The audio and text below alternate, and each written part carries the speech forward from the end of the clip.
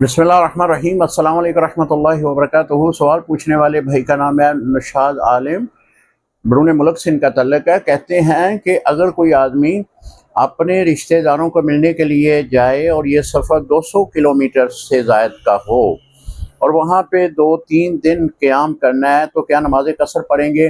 जी मोहतरम, जो सूरत आपने पूछी है इस सूरत में तो नमाज कसर ही है, क्योंकि 92 किलोमीटर शरई सफ़र बनता है।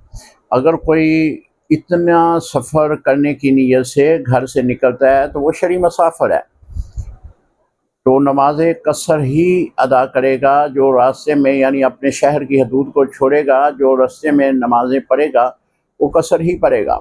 अब वहाँ पे उसका क़याम जो है वो 2-3 दिन का है। 14 दिन से कम का क़याम है तो फिर भी नमाज कसर ही पढ़ेगा। अगर 15 दिन से वहाँ पे ठहरना है तो फिर नियत कर ले, फिर नमाज मुकम्मल पढ़ेगा।